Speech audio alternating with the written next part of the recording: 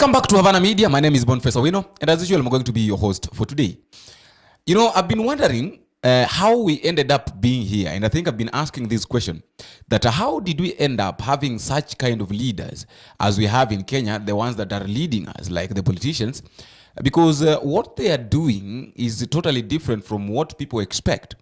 Now, I'm talking about this. I'm talking these ways because yesterday there are two things that happened, and those are the things that we would like us to discuss. Number one, the President of the Republic of Kenya, that is Dr. William Samoei Ruto, organized or called an emergency meeting of the cabinets. He held a cabinet meeting yesterday, and also Kithure Kindiki, that is one of the CS of internal security, Gituku. And you know, some of the things that he was being asked and he was answering, it tells you the kind of the leaders that we have. But those are the things that I want us to discuss. But before we do that, I would like to give you a chance to go to the subscription area. If you're meeting for the first time, please don't forget to click the subscribe button. You can also like and share, and also tell me where you are watching us from and how these videos are reaching you.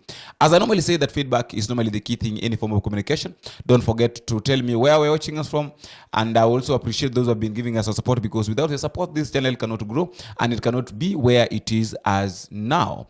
Thank you very much. May God bless you. Asante sana. Keep on coming, keep on subscribing, keep on giving us support, and may God bless you.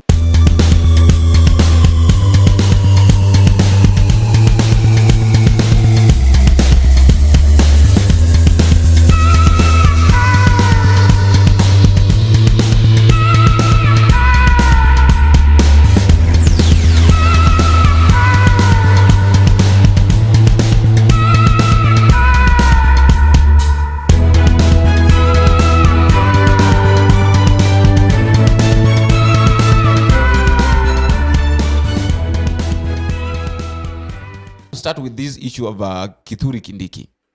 Yesterday, Kithure Kindiki was being interviewed at Citizen TV by Sam Kituku. And there's some of the things that he was being asked and he was answering different. Like, for example, this question that Sam asked him, that how do you know a police officer while he's not in uniform? And surprisingly enough, the kind of answer that a whole CS was giving was that you will know a police officer who is not in uniform because he's a police officer.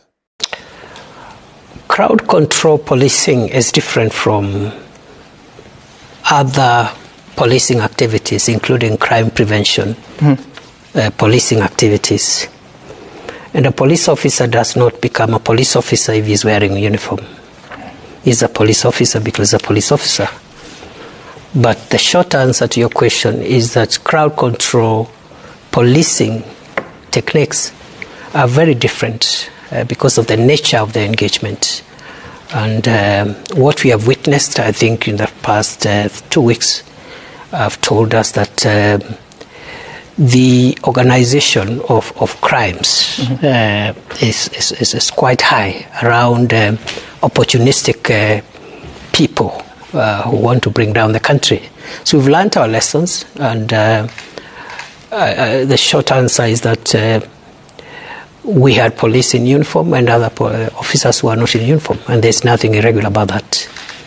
Okay, that was the first question. And then the second question was, you know very well that demonstrators broke into parliament and were trying to burn parliament down. So he was asked a very simple question, that how did you manage to stop criminals from bringing parliament down? And here's the answer that the whole CS answered. He said that we managed to stop them the way you saw it. And there had been activity on the streets of Nairobi. There had been demonstrations. There have been police discharging tear gas. I hope I'm allowed to use that word. Then all of a sudden, we saw people being shot, people getting into through the fence of Parliament. But the people who are shooting, they are not the same officers that had been attempting to contain the demonstrations. Who are those?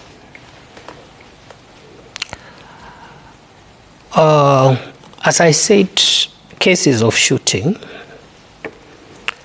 are scientific in nature, in the sense that for you to assign a shooting to a particular gun and therefore trace the holder of that gun is a process. I have not said those who shot dead. I said those who can be seen on cameras shooting, pulling the trigger. Do you know them? I'm asking you, who are they? Because they are hooded. They are being investigated. I've told you files have been opened on every incident of shooting. Was there you're the Interior Cabinet Secretary? Yes, I am. You don't know who those people are? But I'm not a police investigator. I'm sure even the IG doesn't know. He's waiting for the process to be completed. That's why we have a DCI. Now that one tells you the kind of CSS that we have. So in as much as maybe we might be blaming the Gen Zs for wanting these CSS to evacuate office, to resign and leave offices, then I think we are the people that might have a problem. The Gen Zs saw these things coming, and they saw these things long time ago, even before we saw them. So that is the first story. The second story is about about William Samoei Ruto calling an emergency meeting of the cabinet secretaries at the State House to discuss some of the issues. Now, I want us to look at the possibilities, or what are the possible topics that the president was likely discussed with the CSS, because from the look of things, I was trying to review the meeting of yesterday, and I realized that even though these people were in a meeting, but they were not in a good mood. The mood could say something else. Like, for example, when you look at Rigathi Gachagua, in fact, Rigathi Gachagua was just there because he's supposed to be there, but in real sense, I think he was seeing something else. Maybe his mind was not there, but I want us to look at the possible things that maybe would have led to the discussion. We know very well that after the demonstration, or during the demonstration, there are a lot of things that happened when you look at the security side and the normal citizen side, whereby the Kenyans were shot.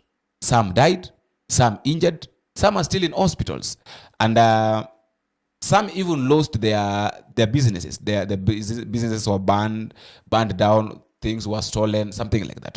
So I think one of the major things that the president was trying to look at, maybe the reasons why he called this meeting, was the issue of security. He was I think he wanted to, according to me, according to me, he was trying to discuss, okay, things have happened. Security is not okay. So what are we supposed to do?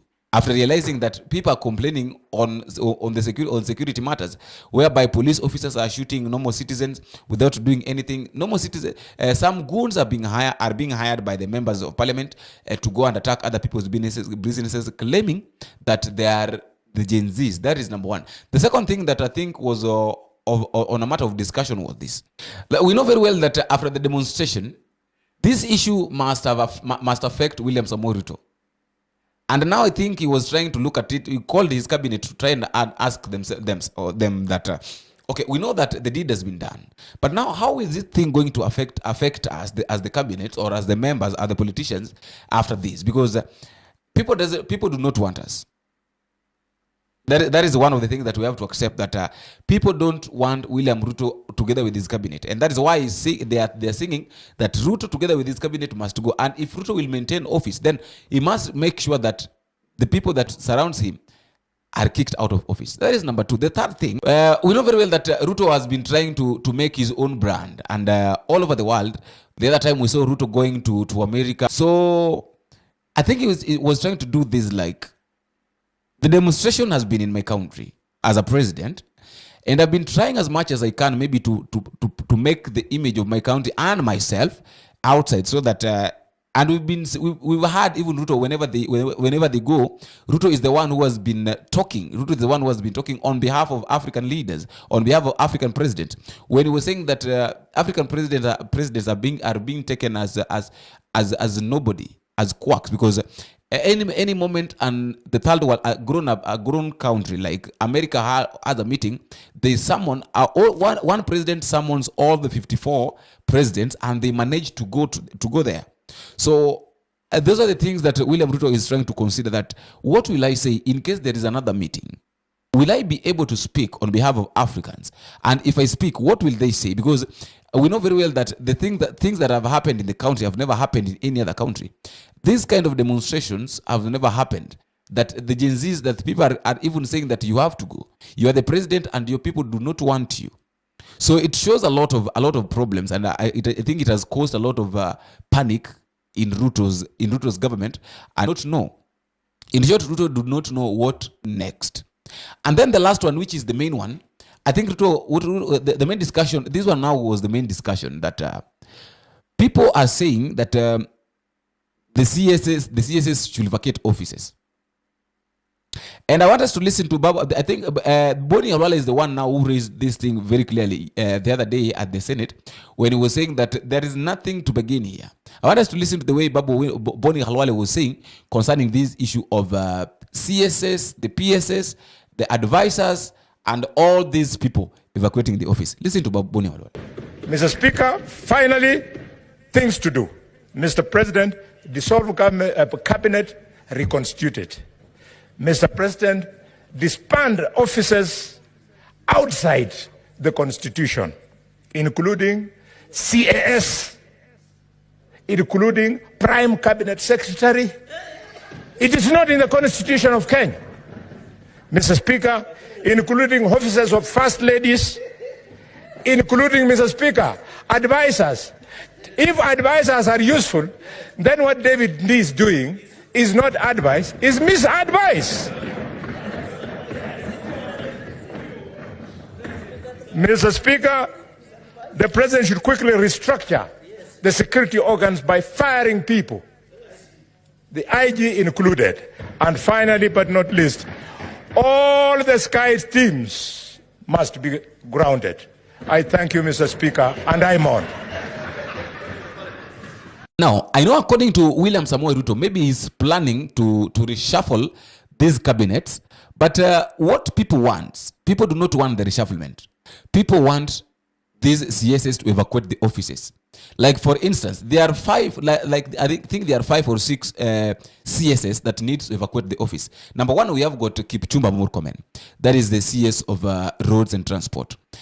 The second one is the Minister of Defense, that is Aden Duale.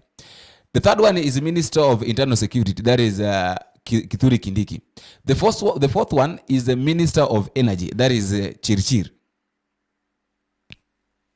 That is Davis Chirchir. And Minister of Health, that is Nakumincha. So those are the main targets, those are the main CSS that are supposed to evacuate office. And we have to understand something here, that what people want, people do not want these people to continue in the offices. Because the more they continue in offices, the more they continue to do things that are not even worthy. They continue to do things that are causing a lot of problems to the Kenyans. That, I think those are the main reasons why the president called for this meeting yesterday. But we also have to understand that in as much as the president called this meeting yesterday, the people's demand still remains that these people must evacuate office. They should not be allowed to be in offices. There is no need of reshuffling. If it is reshuffling, then everybody will go home. If it is reshuffling, then they will go back to the streets. They have relaxed right now.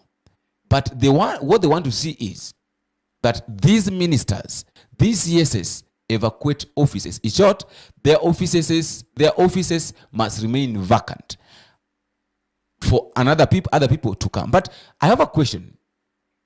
In as much as we are saying that these CSS, these cabinet secretaries, should evacuate offices, who is the head of these?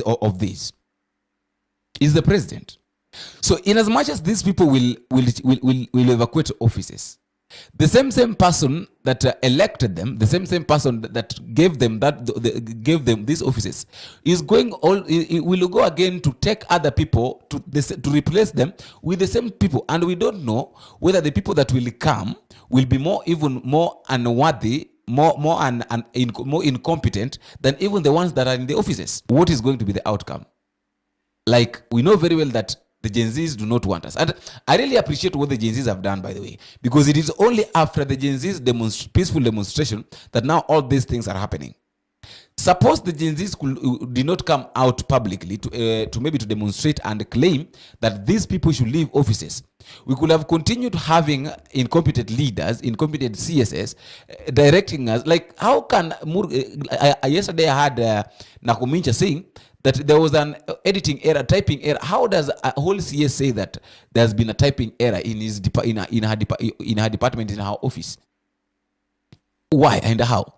So I don't know what to think. The question is, do you support William Samoei Ruto reshuffling all these politicians or all these CSs? Or you say that these officers or these CSs should resign and evacuate the offices? That is all I had for today. I want to listen to your comment in the comment section. Until we meet again, I've been your host, Boniface Owino. Bye-bye.